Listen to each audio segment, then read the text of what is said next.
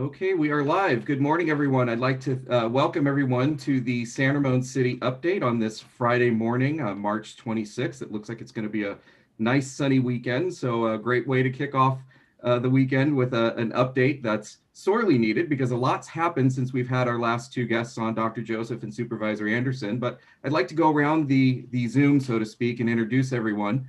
First, we have Vice Mayor Scott Perkins. He'll be giving us an update about what's happening around San Ramon and a few other items. Next, we have Supervisor Andersen. She'll be providing an update of what's going on from the county and all of the changes that are going on with tiers and vaccine availability. And we also have Dr. Joseph, and he's here to give us an update on the science behind COVID and some of the latest developments. And with us today to handle the questions is also, we have Simone Finney, our communications and engagement analyst. So first, I'd like to turn it over to Vice Mayor Perkins to provide a quick city update. Well, thank you, Steve. I like to think of this as the city's video newsletter. It's really a great opportunity for the city to engage with its residents and anybody else that wants to watch our video newsletter. A couple of updates and things I'd like to bring to your attention.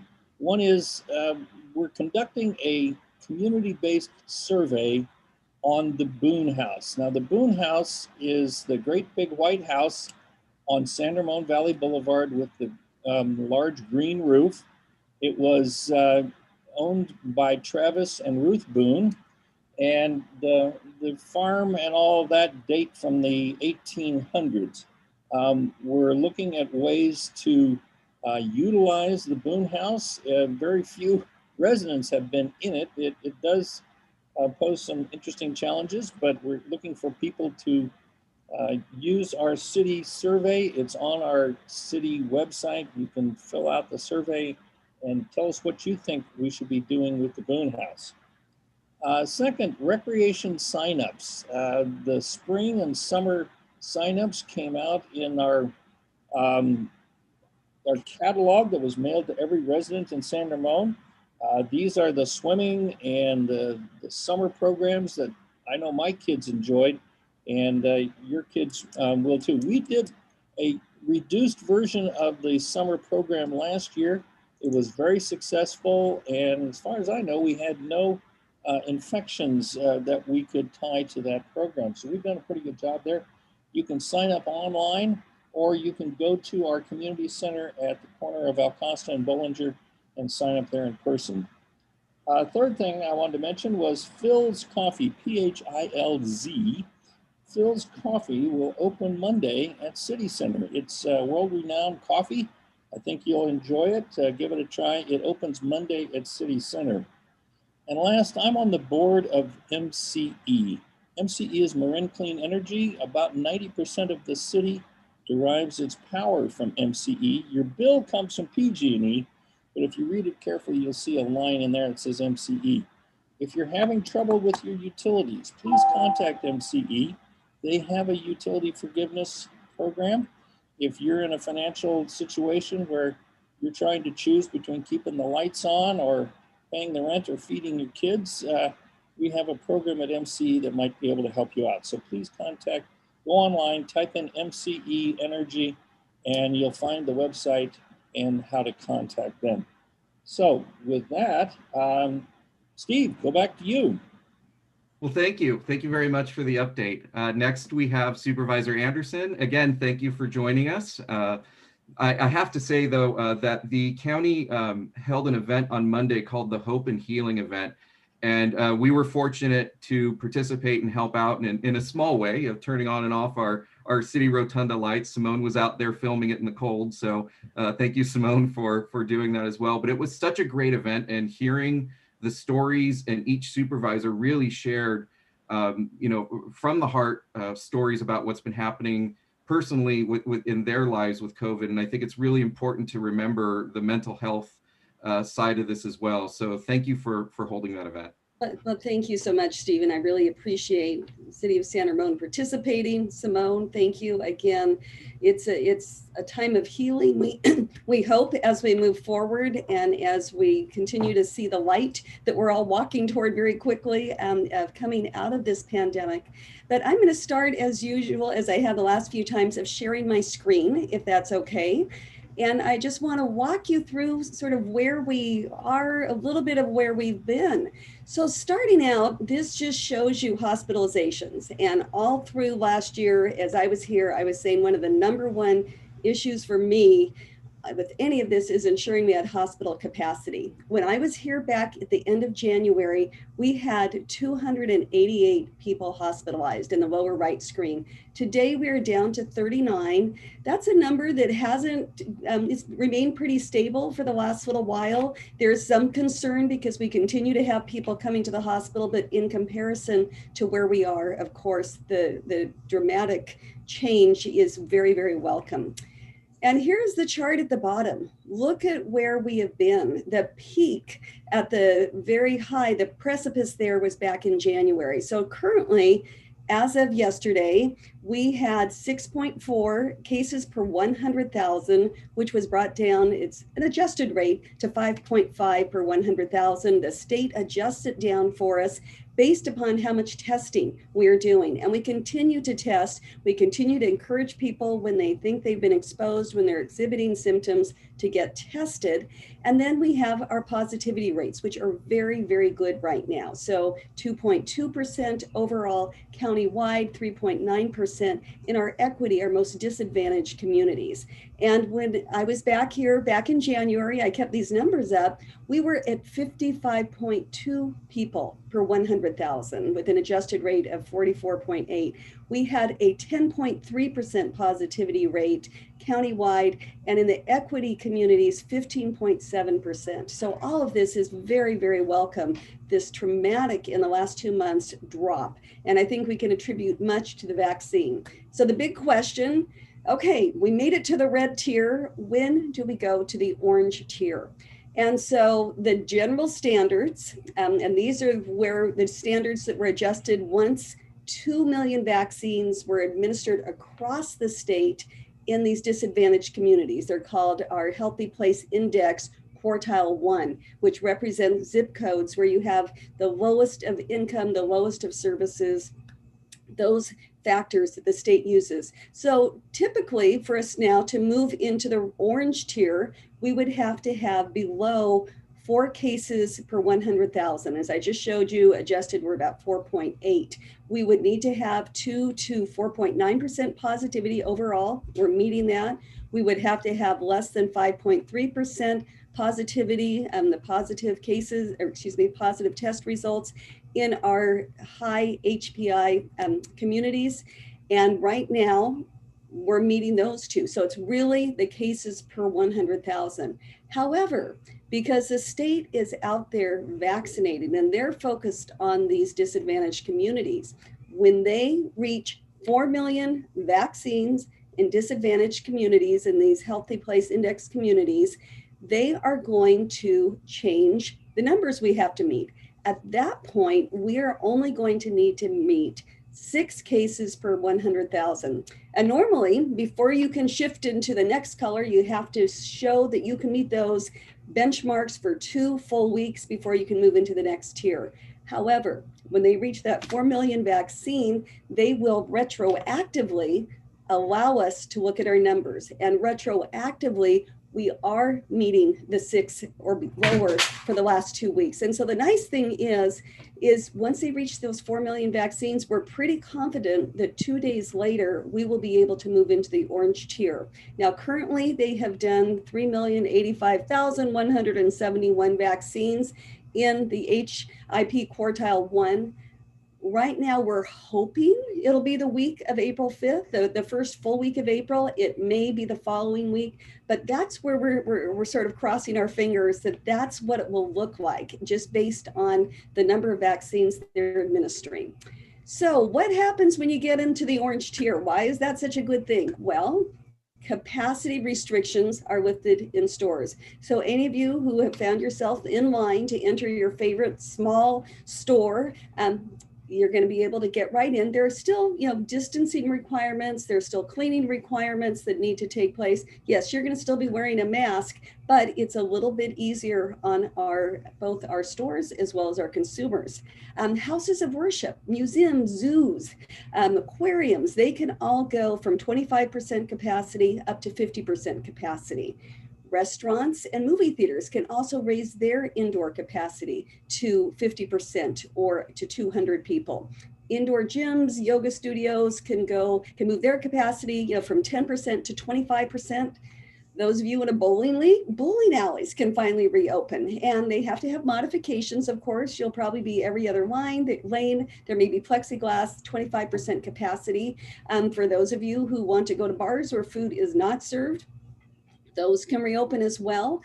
Offices with non-essential workers also can reopen, but the workers we're encouraging people to work remotely when it works for you. Amusement parks, which the state is now saying April 1st, they can be reopened in red tier counties. They're going to be allowed to expand their capacity to 25%. And then the capacity limit for outdoor sports, live performances, also effective April 1st, rise to 33% in counties in the orange tier. Now, we are anticipating in early April, we're going to get some new guidelines from the state with regard to outdoor activities with reserved seats. And so that's talking about sporting events or outdoor plays or outdoor movies where you have a designated seat. They have not yet given us updated guidelines on outdoor celebrations, wedding receptions, galas, things like that. Concern that I hear from our health officer when I've said, well, why aren't they giving us these guidelines? What's the difference between being in an outdoor sporting event versus an outdoor gala where you have an assigned table you're going to sit at? It's the mingling. At a gala, at a wedding reception, chances are you're not going to stay in your seat and have food brought to you. You're going to want to see people. You're going to want to interact. We are still very, very hopeful that as we continue on this trajectory, we're going to see that loosening up. We also understand that the state is looking at a vaccine passport. Will we get to the point this summer where if you're able to display that you've received 2 doses of vaccine and 2 weeks have passed and you've got pretty great immunity, that you can be joining with other people who have been vaccinated? Obviously, there's potential of fraud, and the state is apparently looking at what an electronic vaccine passport might look like. So let's move on to our next one, and let's talk a little bit about COVID still being here. So San Ramon, you have had a total of 1,942 cases since we began counting. 48 cases have been in the last 14 days. So yeah, it's still here. However, when I was here back in January, you had 257 cases in the last 14 days. So continue to be cautious. It's not as prevalent as it was back then. Deaths by city, and this was what we were commemorating on Monday, where we've lost over 700 residents in Contra Costa County. You've lost 19 of your residents in San Ramon. Very sadly, 11 of those were in long-term care facilities. But as we all know, those of us who have lost loved ones to COVID, it can strike anyone, and it's surprising the impact it can have depending just upon that individual. So vaccines, this is the hope. This is what we believe is the game changer, why our numbers are looking so good. We had a goal, and I think I mentioned it when I was here back in January, of 1 million vaccines by Memorial Day. By the 4th of July. Now we're saying 1 million vaccines by Memorial Day because we are moving very, very quickly. And so in Contra Costa County, we have administered over 500,000 vaccines to date. And currently, when you look at the numbers, countywide, 40.6% of Contra Costa residents over the age of 16 have had their first dose of vaccine. That makes up 20, and then 23.1% have had their second dose. And so these are really, really good numbers. We are out there vaccinating, and kudos to San Ramon Valley Fire, to all of our other health partners who are out there doing their hardest to get as many vaccines into the arms. And right now we have the infrastructure to do so much more. It's just getting the vaccine. So it's always helpful to look at cities. How many of San Ramon residents have received at least their first dose? It's 30.9%. And it troubled me initially. I looked at it and said, well, why only 30.9% of San Ramon when Danville has 51.2% of their population has received their first doses? Walnut Creek had 57.2% of their population. And so I went to our county health director and our health officer, and I said, I need a deeper dive on this. I need to understand, are we missing a gap of the community? It doesn't make sense from, the education, the wealth standpoint, from the demographics that we see superficially. And so they gave me some really great information. San Ramon, you're too young. You've got a much younger population than Danville or Walnut Creek. So only 10% of San Ramon's population is over the age of 65. 19% of Danville is over 65. 29% of Walnut Creek is over 65. We've got Rossmore there. So when we looked at the numbers of those who are over 65 in San Ramon, 96% of our residents over 65 have received one or more doses. And with the 50 and older now eligible in Contra Costa County, we anticipate that little bit of gap between your numbers, Danville, Walnut Creek, Alamo, is going to change very rapidly. So when you look at the numbers, that's why we have this disparity that really concerned me when I first saw it, as to why you're a little bit lower on the people who have received first vaccine doses. So who is eligible now? Now this changes daily, and I mean that quite literally. In the county, as we've had our vaccine supply, as we have our infrastructure ready to go, we did at the beginning of this week, ahead of the state, say, we're opening up to those 50 and older. You don't have to have a condition that's going to put you at higher risk. We still, of course, anyone who's in phase 1A, phase 1B, who has not yet been vaccinated, sign up, because you are going to get priority in scheduling your vaccine. But now we have, of course, anyone who has high risk health conditions, some people, anyone who's living in congregate care facilities, such as our homeless shelters, any other facility where they're close together, transportation and logistics workers, that's our BART drivers, our BART personnel, our bus drivers. And then again, we started people over the age of 50. And so number of people who have signed up for that has been dramatic, but it's a great thing. And then yesterday, the governor, out of the blue, announced that as of April 15th, anyone over the age of 16 can be vaccinated. Now we're scrambling a little. We're trying to figure out, okay, how are we going to provide all those appointments? We continue to receive assurances from the federal government, state government. They've got more and more vaccine in the supply chain. It's going to get into our hands. And we've got a really amazing vaccine team. I know many of you have heard Dr. Ori Zavelli, who is one of our deputy health officers, talk about what they are doing. He oversees our vaccine rollout, and he is one who just makes it happen. He worries about following protocols and rules, but he doesn't stumble over or hit a wall trying to figure out how to do things. He just gets it done. And again, we've got so many great partners that are really making it happen quickly. I'm very grateful. So how do you sign up for vaccine? We don't want there to be a wrong door. Go on to myturn.ca.gov, and that allows you to go to state sites. Now, for a while, we assumed that all of our scheduling in Contra Costa was also going to need to be under myturn.ca.gov. However, because we've reached an agreement with the state and Blue Cross Blue Shield that is helping send out the vaccine, we are no longer required to do that. And we've got a very good scheduling system. We use a system that can upload the data directly to the state. And so we're going to continue to use our scheduling system. But so what we're saying is go to My Turn, sign up with the county's system, and that is at our coronaviruscchealth.org, get vaccinated. And while there, we have a list of all of the other providers right now, many of which do have their own scheduling system. Go there, sign up wherever you can get an appointment.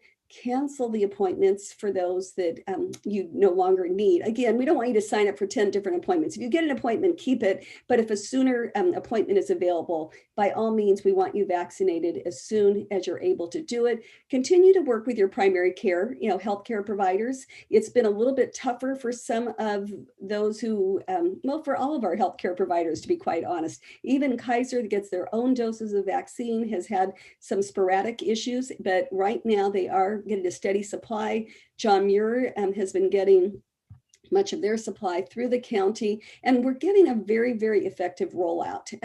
They're taking place all over Contra Costa County. The triangles are the larger sites. The yellow are the county specific sites. The green are primarily our pharmacy and other sites. Or excuse me, the yellow are the massive sites. The blue triangles are the county sites, and the green dots are local pharmacies. And so, sign up where you can. We want you all to get vaccinated. We are opening next week a mass vaccination site at Six Flags Hurricane Harbor, which many of us old timers knew as Water World in Concord. No, you don't get to go down a water slide while you're getting injected, or as you come out of the splash pond getting injected. It is in the parking lot. Kaiser is going to be vaccinating, as well as we'll have a county clinic going as well with assistance from the National Guard. We want this happening, and we want great assistance like the National Guard helping us vaccinate. And just to talk about a little bit about schools, we have an amazing school district in the San Ramon Valley Unified School District area. Contra Costa did join immediately with the CDC and the state in recommending that, yes, students can be 3 feet apart in the classroom as long as everyone is wearing masks. Still 6 feet of physical distancing is recommended between adults inside the school building, 6 feet between students, adults, and common areas. If you've got lobbies, auditoriums, when masks can't be worn, such as eating, 6 feet during activities where you have increased exhalation, singing, shouting, band practice, sports. And really, we're kind of recommending that those activities, per the CDC, if you can, do them outdoors with this great weather we're having. I saw a friend of mine, choir director over at Charlottewood, had her whole choir practicing out in the back patio. And if you can do it, that's great.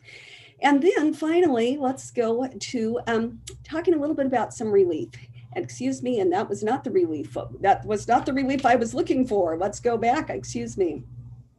And we'll go back one more.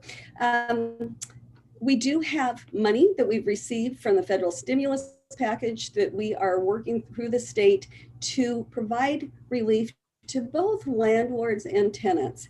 And the relief is that as tenants pay back their rent, obviously landlords are going to be receiving rent. And this is for residential. We are primarily administering it through Shelter Inc. Initially, we had a small program that we were using community development block grant monies for. And that has now been expanded as we have close to $75 million that we are receiving from the federal government, working with the state through this great project it's called Housing is Key. And so we're encouraging people who have not been able to pay their rent through COVID to work with this. There will be a state website, and we're sending out links right now for a portal for both landlords to enter and tenants too, because we realize while tenants have not been able to pay rent, it's not like landlords just have this huge bank account and they can afford to carry it for everyone. We want our landlords paid as well. So that is a bright light in this whole COVID era we've been in for the last year. My office is still here to serve you. I've got great staff. We're always happy to answer your questions. Call us, email us. And if you do not receive my weekly e-blast, I'd love to have you sign up for it, because we give the latest, the greatest information as soon as we get it. If there's something that happens quickly, you'll get a twice weekly e-blast, just because we want you to know what's happening as soon as we know. So that is my presentation for today. And at the end, or whenever you want, I'm happy to answer questions from the community. Great. Thank you, Supervisor Andersen. Yes, we will have questions at the end. And I think, and thank you for going over the sign up process and making sure that people sign up in more than one location. I think from the city standpoint, when we've had questions about that, we've told people, make sure, my CA, my turn, through the county, through your healthcare provider, check CVS, check Walgreens. You never know which one is going to hit. And most people who have had difficulties, once we tell them that, have been, saying, well, within, a few days, I've been able to find an appointment. So make sure to check those. And that reminds me of one thing, Steve, in the past and up through this week, if you signed up through the county health site, you would fill out a form, a Microsoft form. They would then send you an invitation to sign up. We are, as of next week, we're going to allow you to self-schedule just as you do for your COVID tests. And so when you sign up, if you're eligible, you'll immediately be given a whole portal showing you where we have vaccinations available, and you can just select your own appointment. So it's a less cumbersome process. And then if someone's truly having a difficult time, call my office, 925-957-8860. We do have the ability, when someone has tried their best, to reach directly out to our county vaccination sites and have them work with you to get you an appointment. And this applies, particularly some of our more vulnerable senior population, but we have really in this county done very, very well where we are getting our senior population vaccinated. And from day one, that has been our highest priority. When 80% of our deaths in Contra Costa have been those over the age of 75, it has been critical that that population get vaccinated first. And yeah, other people may get really ill, and I don't want to minimize that, but we're talking about keeping people alive. Right, thank you. Now moving on to Dr. Joseph. Dr. Joseph, thank you once again for joining us. I went back and I looked at our first broadcast, and between the mayor's breakfast format and this new format, we are just at about 1 year of doing the broadcasts, and you and Supervisor Andersen have been our most frequent guests. So thank you very much for dedicating all that time over a full year now. It's interesting to go back and see our different backgrounds and how we were getting used to Zoom. I had hair then, and so it seems like it's been a long time, but we really appreciate your participation. Thank you. I will share the screen.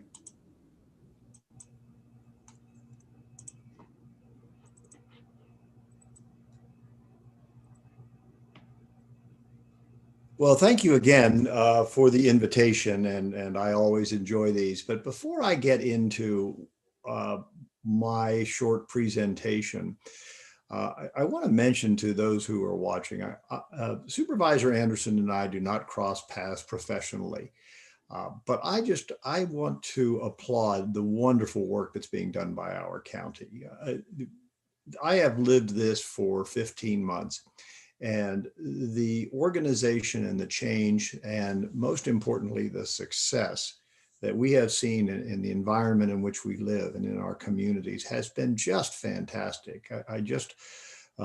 It's a model for the country. So I applaud you, Supervisor Andersen, for all that you have done, which I think is unbelievable and certainly untiring. Well, this is just an opening slide of 15 months of change, but it does make me want to make one comment. There's an axiom that good science is self-correcting.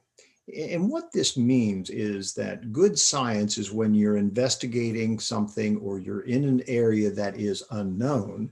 And so you make a plan, and then you evaluate that plan, and then you make a change based on the evaluation. So you do a baseline measurement, effect a change, and then remeasure. And from the remeasurement, you make another change.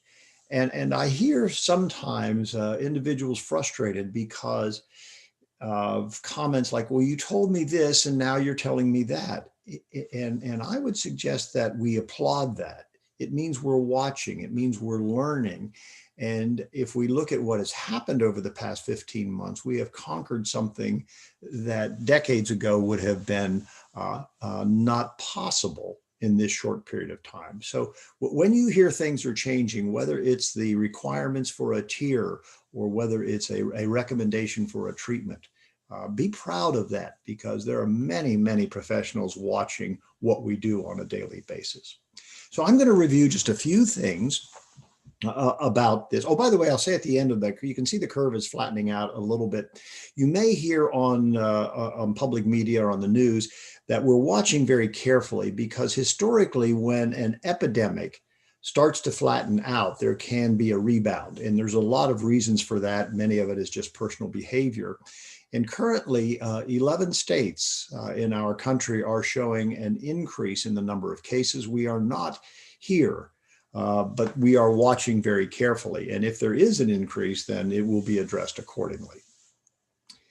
So what we've learned, this is really a person-to-person disease. A year ago, we talked about how long this virus could be recovered from various inanimate surfaces, such as packages and grocery bags and foods and things around the house. And that has been completely minimized. What we know is that the testing recovered virus that was not contagious. Now, that doesn't mean that if your hands aren't wet with respiratory secretions and you touch a doorknob or a high touch area, that someone can't touch it shortly thereafter and transmit it to themselves. But that is really an exception. This is a person-to-person disease. And of course, that's why we have the emphasis on wearing masks and hand washing and not touching our face. So the new thoughts on masking. It's really the fit that counts. So the new recommendations on masking are all geared to a tighter fit of something that is tightly woven. You'll see on the left on here, this is a double mask, and a double mask means a cloth mask over a medical mask. And there's two purposes. It increases the filtration, but it also tightens the fit. Then medical masks are now being worn in a tighter fit by just tying the elastic bands to shorten the elastic bands, pull it tighter against the face. This is a novel device. I haven't seen many people wear these, but it's called a mask fitter. And you can wear any single mask.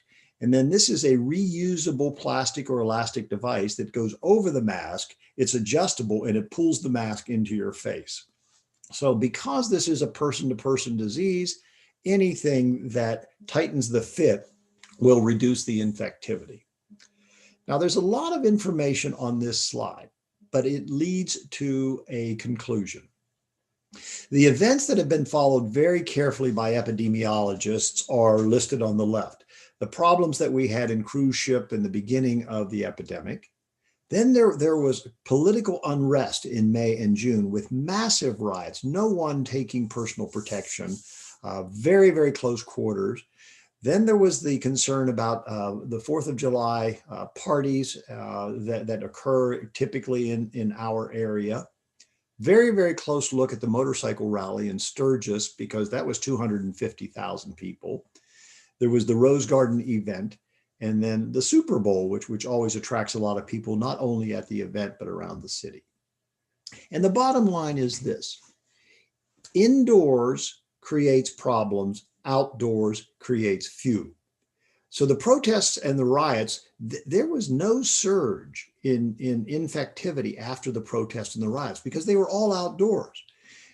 For the Independence Day spike, when contact tracing was done, and certainly the motorcycle rally, it was only those individuals who were indoors.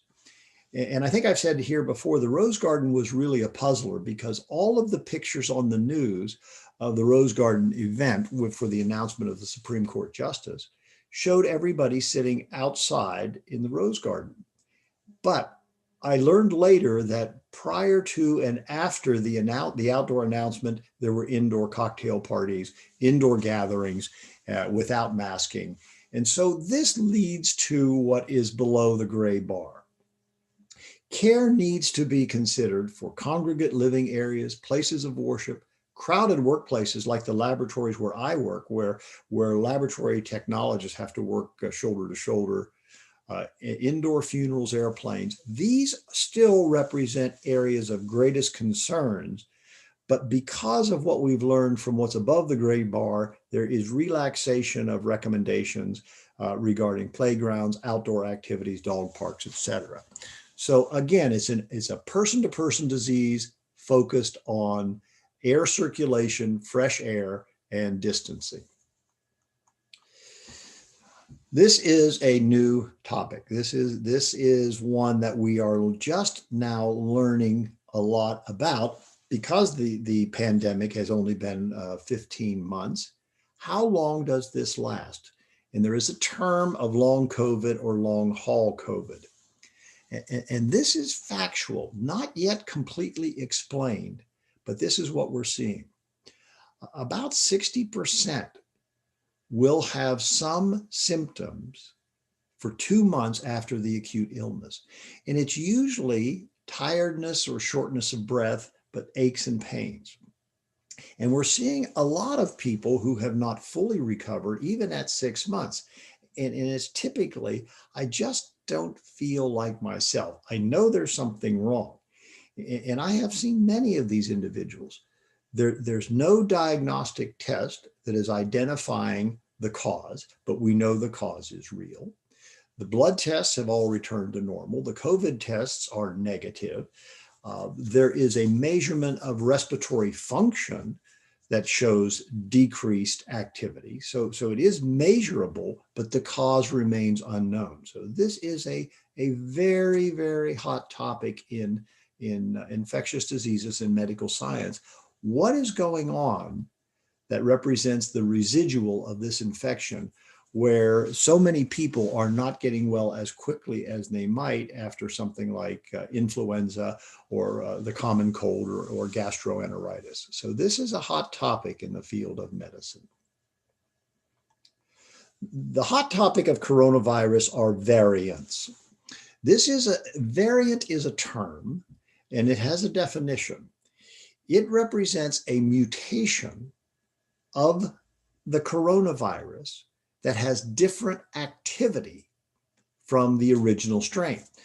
The original strain is referred to in virology as the wild type. So that would be the first one that was identified. That would be the one that was reported on New Year's Eve and sequenced in January. That's the wild type or the original coronavirus. If there is a mutation that is stable and acts differently, it's called a variant. If there's a stable and it's a stable mutation and it doesn't act differently to the public, then we pay no attention to it. It's not a variant, it's just a mutation. Now, this would be the original virus or the wild type.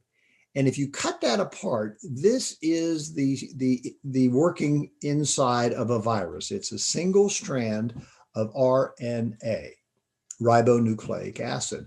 And one of the genes codes for the production of the spike, and that's these things sticking out on the outside.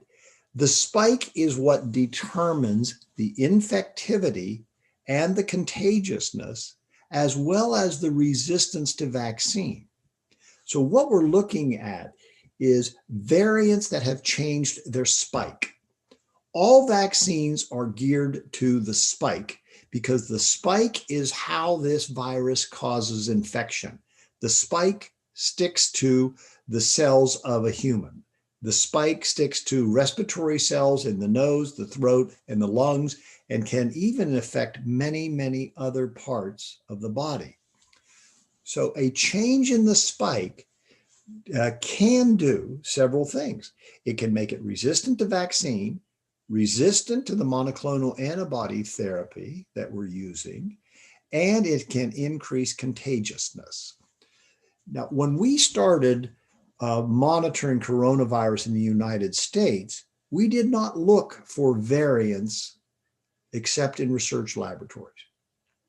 But United Kingdom has a different plan. They commonly look for variations in circulating viruses. It's just part of their infrastructure. Ours, it's very selective. And the United Kingdom was the first place in the world who said, look, we're seeing a change here. We've identified a variant that is more contagious than the wild type. And it woke up the world, so much so that in the United States, we now are looking very, very closely all over the country for changes in the coronavirus that represent a threat, represent different activity, or may even be resistant to the vaccines. And there have been many variants identified. And so this is a long list just to give you an idea of how many we are looking at around the world. And this is a slide I prepared last week. The 5 arrows represent the ones that are most important to us. They are the ones from the United Kingdom. This was the original. And the World Health Organization and the CDC have decided to categorize these variants or mutant strains as a variant of interest, a variant of concern because it's acting worse, and then a variant of high consequence. And that means because it's changing the course of events of the entire pandemic. Well, we're not here yet, fortunately. We have not identified in the United States a variant of high consequence. The South African virus did have high consequence in South Africa, and I'll talk about that in a moment. But in the United States, we're using these as variants of concern and variants of interest, which is a little less serious. In the United States, our vaccines, the 3 that are available, Pfizer, Moderna, and the Johnson & Johnson product, are active against all of these variants, all 5, but with decreased activity. So you can see why we're watching this so closely. When I say we, I mean medical science. You can see why medical science is watching this so closely, because if there is the development of a variant that is resistant to the vaccine, that will very quickly switch to one of high consequence, and we're just going to have to address it. So comforted is that we're watching very closely. So far, things look good, but there definitely is a potential for changes to occur. Now, let's talk about the vaccine. There's several things to say about the vaccine, and I am very proud of the success and how quickly the vaccine has been developed and deployed in the United States. This is where we are as of yesterday in the United States. 130 million doses have been given. 46 million people in the United States have completed their vaccine series, whether it's 1 dose or 2, depending upon the product. And that represents 14% of the United States population. Now, a question that was very confusing in the beginning was herd immunity. What is it going to take? And I will tell you that I have heard scientists and modelers say, well, we need 60%, and others say you need 80%. And never before have we looked at this concept so closely as we have over the past 15 months. And herd immunity, when I've listed there is a moving target, it's because it's different in different communities. It has to do with the background rate and the contagiousness. And the contagiousness of a virus may change. One of the problems with a variant is a variant may be more contagious than the wild type. So there is no magic number for herd immunity, and we may never have a number. We may never be able to say that if we reach 60% or 70%, it's turning out that is just imprecise. The best way to look at the effect of what's going on in the United States is the number of cases that were presented by Supervisor Andersen. That's how you tell. It's not going to be based on any number. There's no target that we need to seek. We need to follow the number of new cases and then address that accordingly. Now, regarding vaccines, there are 2 things that always come up with vaccines, and that is the reactions or the side effects of it and the safety. Well, I am a believer in vaccines, but I find that in my professional career, there are two kinds of people that don't want to be vaccinated. There are those that really disbelieve in the principle of vaccine, and they're often tagged as anti-vaxxers. In fact, they even have their own society that is labeled as that. And my opinion on that is that it's a faith. It's not scientifically based, but it's a faith. And just as could never talk someone into changing a religion, I have found after being the president of the National Society for years, you cannot talk an anti-vaxxer into accepting vaccines. It has to come from within. It is just a belief. That's a minority of people in the United States. And we're just going to have to put them aside. Now, for this, there is a different group of people. And those are people who say, this vaccine is really new. And I don't know if I want to be vaccinated because of the unknown. And that's a very, very understandable mindset. And that's why I put these numbers up here. This is the 130 million people, and this is just the United States. We don't get much more experience to define safety than giving hundreds of millions of people around the world with extremely few problems based on the millions and millions of doses. In fact, so far, including those individuals who were in the clinical trials that started in March of last year, that is a year ago, we're not seeing any long-term side effects of the vaccine in millions of people. So that's the long-term safety. It is just fantastic. And remember, these vaccines, we've been giving vaccines for decades around the world.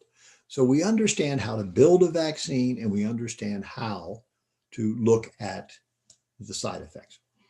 The safety. Side effects are different. Side effects are reactions that occur shortly after the vaccine is given. So let's talk a little bit about side effects. It's a much different thing from safety. When an individual is sick, whether it's an influenza virus, a common cold, a gastroenteritis, any viral disease, you feel poorly, weak, tired, fatigued. That's the result of the immune system fighting the infection. The virus doesn't make you sick. The virus, in order for us as persons to get over the virus, our immune system has to attack the virus. And when the immune system is turned on, we feel bad. So the tiredness from influenza is not from the influenza virus, it's from our immune reaction to it, our body fighting it. That's what a vaccine does. A vaccine creates a form fruste of an infection. It generates an immune reaction. That's what we want. And typically, the immune reaction is individual. The biology of all of us is different. But if there is a side effect to a vaccine where, other than pain from the shot, where you just feel bad or you have a fever or I don't feel good for 2 or 3 days, that's your immune system. That's not a bad thing. That's a good thing. That means that the immune system is working, building protection. And when I get calls from people that say, I did fine after the first shot, but after the second shot, I really felt bad. I've said, yes, be proud of that. The first dose built the antibodies, and the second dose challenged those to build more. The booster dose does exactly that. So side effects are not a reason to avoid a vaccine. And those with the greatest side effects seem to have the highest antibody response. So the two things then are vaccine safety, vaccine side effects. Side effects are short-lived, 3 to 4 days at most. Some people maybe a week, but that's pretty rare. And then safety looks fantastic. And here's where we are. The top 3 are available in the United States: Pfizer, Moderna, and Johnson & Johnson. The next 2 to be released are the Oxford AstraZeneca and Novavax. We don't have enough experience yet with Johnson & Johnson to compare side effects. So I don't want to say anything about it. We don't know. They are doing something different. Pfizer and Moderna are 95% effective. Johnson & Johnson is a single dose, at least right now. A booster dose is being studied. A single dose prevents 70% from serious disease, hospitalization, and long-term effects, except you can see the South African variant right here. This shows you that there is definitely something of concern in the South African variant. Now, individuals commonly ask, well, should I get the Pfizer, Moderna, which are now considered the same as far as effectiveness and side effects, or should I get the Johnson & Johnson, which is only one dose? And this is my answer. Take what you can get. If you want to stop the epidemic, take what you can get. If one vaccine proves better than the others, you can take it later. We need to stop this epidemic. And if we find out that, lo and behold, the Johnson & Johnson vaccine is clearly superior to the other two, it will be available this summer and this fall for us to take. Right now, we want to stop the pandemic, not worry about which vaccine you get. Any of them will help us control what's going on. Then as science continues to be self-correcting, if one or more of these turns out to be a better one, then that's where we're going to go. So let's just get out there and everybody get vaccinated as soon as it's available for your group. Now, after the vaccine, common questions. Can one spread disease? Well, with some of the vaccines, particularly those with less effectiveness, yes, because if you can get infected, you can spread disease, but it does not increase the risk of asymptomatic spreading. Are boosters coming? Almost certainly. The reason boosters are predicted is with the changes, the variations, and the mutations, we will have to build vaccines that cover those variants. Vaccine passport, I'll talk about in a moment. Now, should we continue masking and distancing in public? Yes. But what about recommended testing? Well, there are places where many individuals have to be tested on a weekly basis or bi-weekly basis or monthly basis. And I think we're going to see a decrease in that. But I want to read word by word what I have at the bottom. This is what vaccinated people can do. And vaccinated means 2 weeks after the recommended vaccine regimen. So it's 2 weeks after one dose of Johnson & Johnson, 2 weeks after the second dose of Pfizer or Moderna. You can visit with other fully vaccinated people indoors without wearing a mask or physical distancing. You can have another family come over to your house if they are fully vaccinated. You can also visit with unvaccinated people from a single household. Now, these recommendations are going to change, like all, but right now, if you could have your grandkids over or your son or daughter come over if they're from a single household and you are vaccinated, and vice versa. And then if you are exposed and you have been fully vaccinated, you do not need to quarantine. So we are seeing a relaxation of what those who have been fully vaccinated can do. And this yet is another impetus to maintain vaccine. Okay, there. Now, this is what's going on around the world. The one on the left, I believe, is Turkey. The one on the right, the one on the left is England. The one on the right is Turkey. This is being explored to identify individuals who have been fully vaccinated, and it will give certain permissions to do things. I think this is coming. We have precedent for it around the world. We have to show immunization against yellow fever to move into certain countries. And so I think we are going to be there with this. This is going to be so important internationally that plans are now being developed by the airline industry, the travel industry, and it's going to be driven by private and businesses, probably not by the government. So we may even see retail stores require this. So this looks good. I think it's justifiable, and I expect it to see that. So I'm going to close by saying some things we've learned. This is what we've learned over the past 15 months. You start off by saying, currently, this is what we recommend, but this may change. In this country and in science, we have to prepare for what we can't imagine. And I am very proud of what we have done.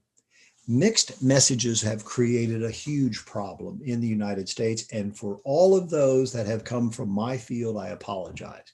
Mixed messages are confusing. Clarification is important. And unfortunately, guidelines don't work if they are not implemented in a coordinated fashion. I think we should be comfortable with our local counties, and what we have done locally is very well coordinated. But nationally, because of our system of governments, we have 64 state, tribal, and territorial governments, each of which has the legal ability to implement guidelines as they wish. And it has created confusion. We've learned a lot from this. I can't predict how we will fix it, but I think we as a population have learned that it has created problems. So I will stop with that. Thank you very much again for the invitation, and I will turn it back to you, Stephen. Thank you, Dr. Joseph. Informative as always. The one presentation that I always refer to was when you explained how mRNA vaccines work. I felt like the neighborhood expert explaining it to my neighbors and my family, my friends. So thank you once again. Now we're moving on to the Q&A section. I'd like to remind everybody, if you do have a question, please email info@sanramon.ca.gov. But I think before turning it over to Simone, we'll kick off with a few questions from Vice Mayor Perkins. Once you're off mute there, Vice Mayor. Today at 11:30, I get my second shot of Pfizer. If I do, you did a great job explaining on the side effects and why some people are different than others. But after the 2 weeks, is there a reason for me to get tested? Does that help the county numbers, or does that serve any purpose, or am I just wasting resources? There's two kinds of testing after a vaccine. I want to be clear. There's no reason to be tested to see if you have an infection. That would be the nose test. A blood test is commercially available if you and your doctor have an interest in seeing if you responded to the vaccine, but it is not recommended. The reason I ask is because the county, in order to move from one level to the other, has to have a certain amount of testing. And well, and we're not trying to game the system. I mean, the reality is that enough people still need to be tested. Yes, we do get credit from the state if we do more testing. Now, there are two things to look at. The test positive percentile is a benchmark we use. Predominantly right now, people are getting tested when they have symptoms, and that's where we're seeing it. But there are, as Dr. Joseph mentioned, many workplaces where you are required to be tested on a weekly or monthly basis, regardless of whether or not you've been vaccinated. So we're still getting that test data. It may be, we're still from the county guidelines, they're saying if you've been exposed, if you're going to be still in a high,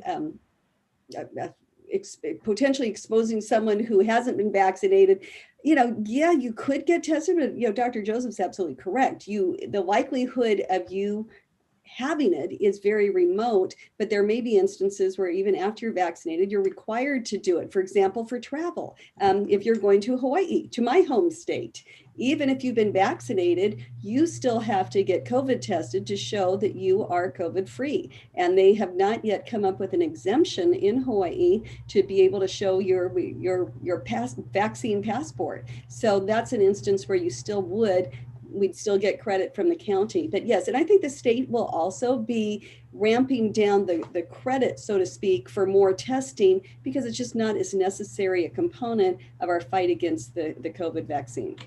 Thank you. That's all I got. Thank you. Great. Well, we do have a number of questions from residents, so I'll just jump in here. The first, I have a couple for Supervisor Andersen about the county scheduling process, and you mentioned it's going to change next week, so this might have a more complicated answer. But for people who have requested an appointment through the county and not heard back yet, what's the current turnaround time? And then I guess next week when that system changes, will people need to sign up again? No, you don't need to change. You still should receive a vaccine invitation. Even if if you signed up earlier, next week you could go online and see if you can make an appointment, and you can create an account with CC Health. Right now, particularly because we did change it to 50 and older, we did get a significant surge of new requests for vaccine appointments. And even when we opened it up 2 weeks ago, we would get even a backlog of close to 30,000 where we would be sending those out. Now, with the current system, there is a little bit of priority for disadvantaged communities, for those communities out in West County where we've seen much, much higher percentage of cases, they do get priority of appointments. And so if you're otherwise, 53-year-old person living in San Ramon, you may not get an invitation to sign up as soon as someone living in San Pablo would, where they've had a much higher instance.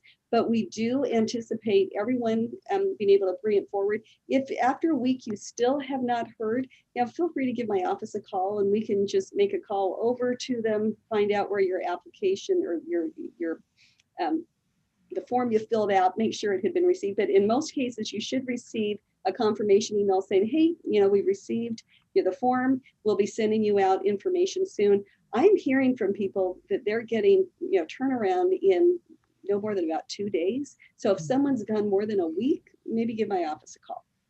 Great. That's really helpful. Thank you. Our next question, I think this is for Dr. Joseph, but Supervisor Andersen may also have some good info on this. If someone has allergies to certain medications, how can they find out what ingredients in the vaccine may be related to other things they're allergic to before signing up for one?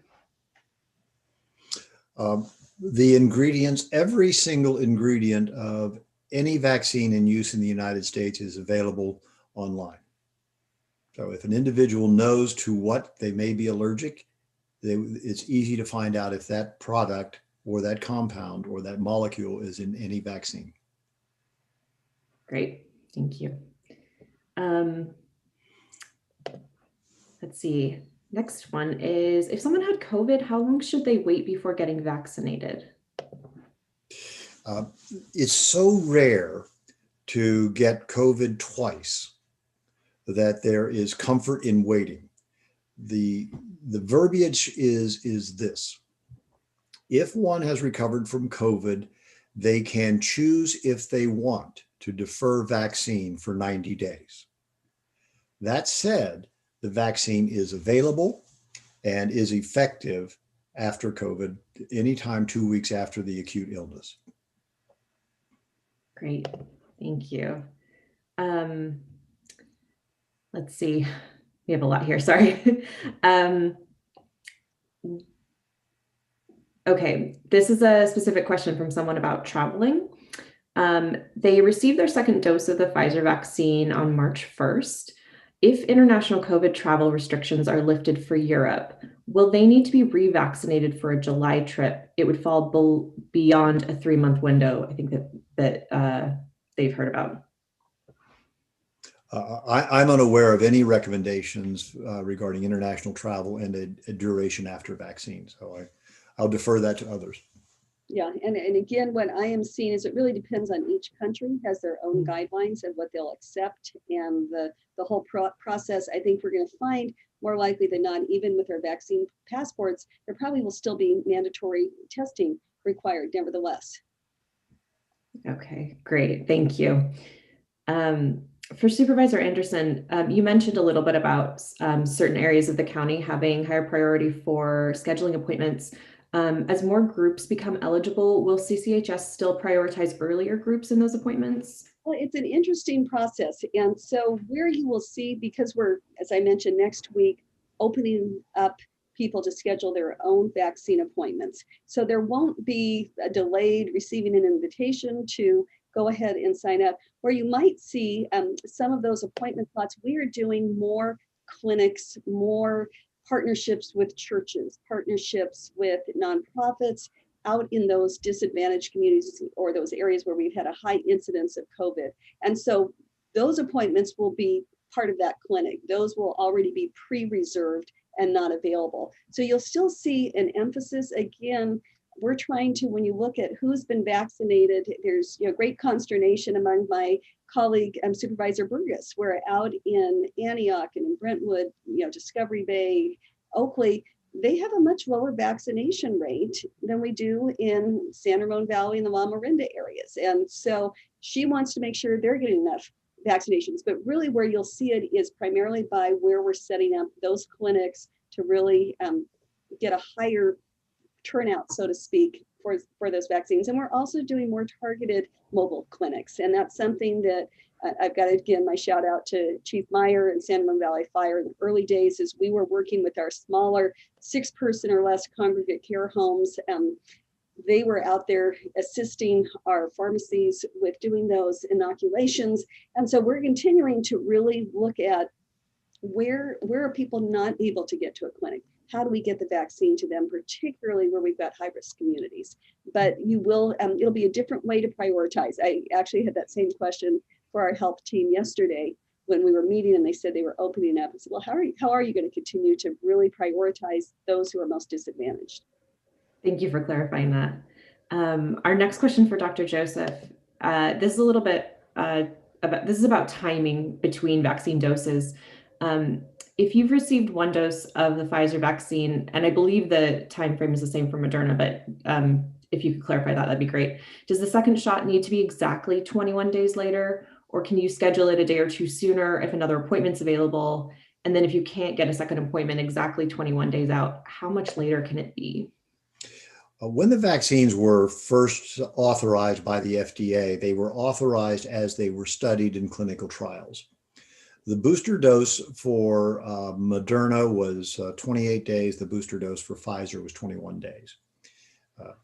As more and more studies have been completed measuring the antibody response, there's much more flexibility in when the booster dose can be given, and comfortably within 2 weeks after the target date, it will still have the same effect. So if the booster dose is due on April 1st, comfortably one can wait until April 15th and get the same response. Great. Thank you for clarifying that. That's the last question I have. Stephen, did you have a couple more? Yeah, we are a little bit over time, but I do have one last question. And Dr. Joseph, please bear with me. It's kind of like one of those math questions where, if a train is leaving Albuquerque at 8 a.m. traveling X miles an hour.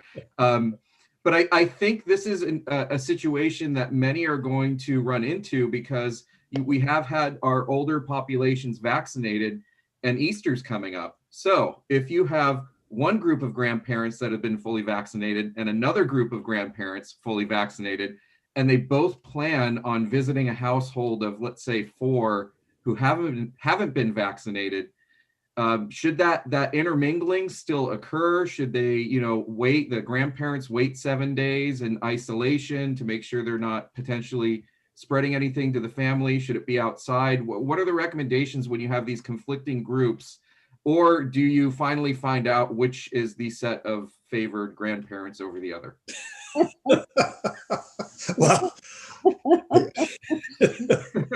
so let me just give you the verbiage, and I think it will answer your question. Those who have been vaccinated can visit with unvaccinated people from a single household without anyone wearing masks. Does that address it? Sure. So then I guess both sets of grandparents would have a clear clear call to land the runway for Easter at the family gathering. Well, I think that's very appropriate, because there will be many of the younger persons who have not yet become eligible for vaccines by Easter.